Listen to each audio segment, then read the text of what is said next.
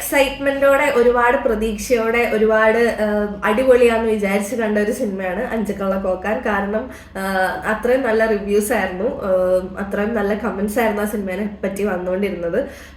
പക്ഷെ പേഴ്സണലി എനിക്ക് ആ ഹൈപ്പിനനുസരിച്ച് സിനിമ വന്നോ എന്നുള്ള കാര്യം സംശയമാണ്. അതുകൊണ്ട് തന്നെ ഞാൻ നോക്കിയപ്പോൾ മിക്സ്ഡ് റിവ്യൂസ് ആണ് സിനിമയെ പറ്റി കണ്ടത്. So welcome to Helen reacts. അഞ്ചുകള്ള കോക്കാൻ സിനിമയിൽ ഒരുപാട് ഫാക്ടേഴ്സ് എനിക്ക് ഇഷ്ടപ്പെട്ടു, അതുപോലെ തന്നെ ഒരുപാട് ഫാക്ടേഴ്സ് എനിക്ക് ഇഷ്ടപ്പെടാതിരുന്നു. ആദ്യം തന്നെ അതിന്റെ പോസിറ്റീവ് ആയിട്ടുള്ള കാര്യങ്ങളെ പറ്റി നമുക്ക് പറഞ്ഞു തുടങ്ങാം. ഒന്നാമത്തെ കാര്യം, മലയാള സിനിമയിൽ ഇപ്പോൾ ഉള്ള കാര്യങ്ങളിൽ ഒരു കാര്യം തന്നെയാണ് അതും, അതായത് കാലഘട്ടത്തിലേക്ക് മാറുന്ന ഒരു സംഭവം. ഇപ്പം ആ സിനിമയിൽ പറയുന്നുണ്ട്, തങ്കമണിയുടെ ഇൻസിഡന്റിനെ പറ്റി അവർ മെൻഷൻ ചെയ്യുന്നുണ്ട്.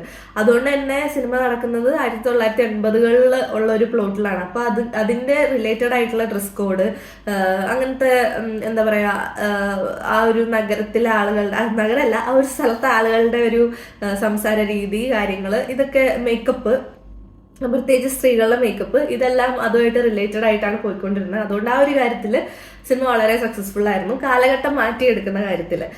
പിന്നെ എനിക്ക് ഇഷ്ടപ്പെട്ട രണ്ടാമത്തെ കാര്യം എന്ന് പറഞ്ഞാൽ ഗില്ലാപ്പീസ് ആണ്. അത് അവർക്ക് ഒരുപാട് ഫാൻസ് ഉണ്ടെന്ന് എനിക്ക് മനസ്സിലായി. പ്രവീൺ ടീജയുടെ ആക്ടിങ് ഞാൻ പുള്ളിനെ ആദ്യമായിട്ട് കാണുന്ന ബാലേട്ടന്റെ പ്രണയ കവിത എന്ന് പറഞ്ഞൊരു ആൽബത്തിലാണ്. അത് കഴിഞ്ഞിട്ട് പോച്ചറിലെ പൊയ്യ എന്ന് പറഞ്ഞിട്ടൊരു ക്യാരക്ടറായിട്ട് പ്രവീൺ ടീജ വന്നായിരുന്നു. അതിൽ പുള്ളി എന്താ പറയാ, അത്ര പോസിറ്റീവ് അല്ലാത്ത കുറച്ച് ഉടായ്പകളൊക്കെ കാണിക്കുന്ന കുറച്ച് നെഗറ്റീവ് ആയിട്ടുള്ള ഒരു ഷെയ്ഡിലുള്ള ക്യാരക്ടറിലായിരുന്നു പോച്ചറിൽ പുള്ളിക്ക് ഉണ്ടായിരുന്നത്, പ്രവീൺ ടീജയ്ക്ക് ഉണ്ടായിരുന്നത്. അപ്പം ഈ സിനിമയിൽ വന്നപ്പോഴും നല്ല രസമായിട്ടാണ് വെച്ചാൽ എനിക്ക് ഭയങ്കര ഇഷ്ടപ്പെട്ട ഒരു നല്ല രസമായിട്ടാണ് പുള്ളിയുടെ ഓരോ സീക്വൻസ് പോയത്. നമുക്ക് ചിരിയും വരും, ചില സമയത്ത് ഇവരിത് എന്ത് വിയേഡാന്ന് തോന്നും. ആ ഒരു കാര്യം കാണിച്ച് ഫലിപ്പിക്കുക എന്ന് പറയുന്നത് ഭയങ്കര ഡിഫിക്കൽട്ട് ആയിട്ടുള്ള കാര്യമാണ്. ഗില്ലാപ്പീസിലെ രണ്ടുപേരും എനിക്ക് ഇഷ്ടപ്പെട്ടു, പ്രത്യേകിച്ച് എനിക്ക് പ്രവീൺ ടീജയുടെ ആക്ടിങ് ഭയങ്കര ഇഷ്ടപ്പെട്ടു. പിന്നെ എനിക്ക് ആക്ടിങ് വൈസ് തന്നെ പറയാം, വളരെ നന്നായിട്ടാണ് എല്ലാ ക്യാരക്ടേഴ്സും ആക്ട് ചെയ്ത് വെച്ചിരുന്നത്. പ്രത്യേകിച്ച് ചെമ്പൻ വിനോദ്, മണികണ്ഠൻ, ലൂക്മാൻ, എല്ലാവരും അടിപൊളിയായിരുന്നു. ആ പോലീസ് സ്റ്റേഷനിൽ ഉണ്ടായിരുന്ന ഫുൾ പോലീസുകാരുടെ ഒരു ടീം, അവര് സൂപ്പറായിട്ടാണ് ആ സിനിമയിൽ ആക്ട് ചെയ്തത്. നമുക്ക് ഭയങ്കര റിയലിസ്റ്റിക് ആയിട്ട് തോന്നുന്ന രീതിയിലായിരുന്നു ആക്ടിങ് പോയിക്കൊണ്ടിരുന്നത്. അതുകൊണ്ട് എനിക്ക് ആക്ടിങ് വൈസ് എനിക്ക് ഭയങ്കര ഇഷ്ടപ്പെട്ടു. പിന്നെ ബിജിഎമ്മും സോങ്സും നല്ല വൈബായിരുന്നു, നല്ല രസമായിരുന്നു കേട്ടോണ്ടിരിക്കാൻ. ബിജിഎം എല്ലാം അടിപൊളിയായിരുന്നു, സോങ്സും നല്ല അടിപൊളിയായിരുന്നു.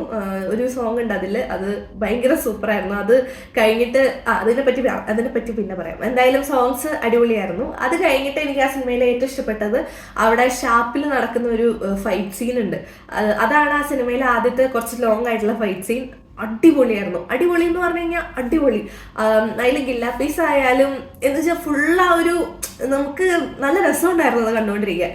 എനിക്ക് ഭയങ്കര ഇഷ്ടപ്പെട്ട ഒരു ഫൈറ്റ് സീനായിരുന്നു. അതിന്റെ എന്താ പറയാ, മേക്കിംഗ്, അതിന്റെ അത് ടേക്ക് ചെയ്ത രീതി, അതിലുള്ള ആക്ടേഴ്സിന്റെ ആക്ടിങ്, അതിന്റെ ബാക്ക്ഗ്രൗണ്ട്, അതിന്റെ എല്ലാം അടിപൊളിയായിരുന്നു അതിൽ. ഈ സിനിമയുടെ നെഗറ്റീവ് ആസ്പെക്ട്സ്, അതായത് എനിക്ക് ഇഷ്ടപ്പെടാത്ത കാര്യങ്ങൾ പറയാം.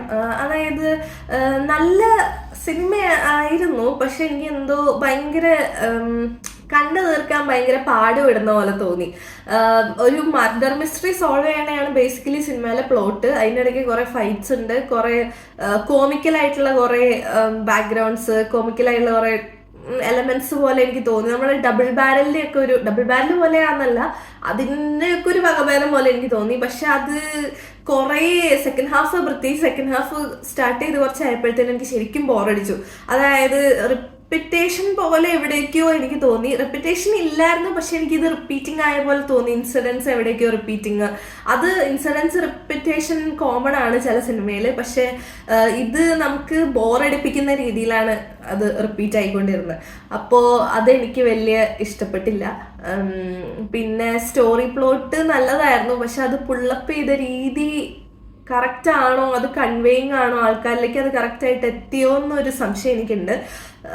സിനിമ മോശമാണെന്നല്ല, എന്നാലും എനിക്ക് തോന്നിയ നെഗറ്റീവ്സ് ആണ്. പിന്നെ സ്റ്റോറി ടെല്ലിംഗ് ആണ് പാളിച്ച, എന്തോ ക്യാരക്ടർ ഡെവലപ്മെന്റ് ആണോ എന്തൊക്കെയോ. പിന്നെ ചെമ്പൻ വിനോദ് ഫസ്റ്റ് തന്നെ അതിലൊരു നെഗറ്റീവ് ഷെയ്ഡിലേക്കാണ് പോകുന്നതെന്നുള്ള കാര്യം നമുക്ക് കറക്റ്റായിട്ട് മനസ്സിലാവുന്ന രീതിയിലായിരുന്നു പുള്ളിയുടെ ക്യാരക്ടർ ബിൽഡപ്പ്. ഇനി അതിനു വേണ്ടി തന്നെയാണോ കാണിച്ചതെന്ന് എനിക്ക് അറിയില്ല. കാരണം അവസാനം അതൊരു എന്താ പറയുക, ചെമ്പൻ വിനോദിന്റെ നെഗറ്റീവ് ഷെയ്ഡ് ഒരു സർപ്രൈസിങ് എലമെന്റ് പോലെയാണ് സിനിമയിൽ വന്നത്.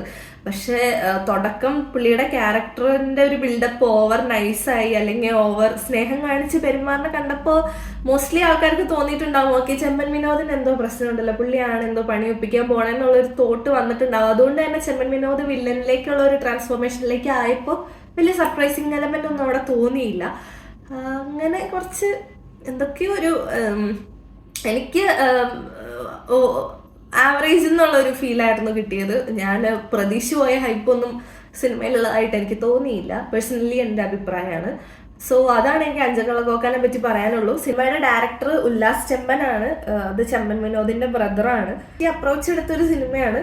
വെറൈറ്റി അപ്രോച്ച് നമ്മുടെ മലയാളത്തിൽ ഇപ്പോൾ സക്സസ്ഫുൾ ആവുന്നുണ്ട്. അതുപോലെ തന്നെ വെറൈറ്റി അപ്രോച്ചുകൾ എടുത്ത സിനിമ ഫെയിലിയറും ആവുന്നുണ്ട്.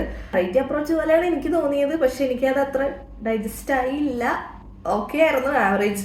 അല്ലാതെ ഓവർ ഹൈപ്പിനുള്ള ഒരു ഇതുണ്ടോയെന്ന് എനിക്ക് അറിയില്ല. പേഴ്സണലി എനിക്ക് തോന്നിയില്ല. കുറേ എലമെന്റ്സ് നല്ലതായിരുന്നു, സെയിം വൈസ് കുറേ എലമെന്റ്സ് മോശമായിരുന്നു. അങ്ങനെയാണ് എനിക്ക് തോന്നിയത്. പ്രത്യേകിച്ച് അവസാനമൊക്കെ എത്തിയപ്പോഴത്തേനും ഭയങ്കര ലാഗായിരുന്നു. അവസാനം ഒരു വലിയൊരു ഫൈറ്റ് ഒക്കെ വരും, ആ ഫൈറ്റിന്റെ ഒരു എത്താറാവുന്ന ഒരു ടൈമിൽ, അതുപോലെ ഫൈറ്റിന്റെ ഇടയ്ക്കുള്ള കുറച്ച് സീൻസ് നല്ല ലാഗായിരുന്നു. അതാണ് എനിക്ക് സിനിമയെ പറ്റി പറയാനുള്ളൂ. So thanks for watching heaven reacts. Thank you.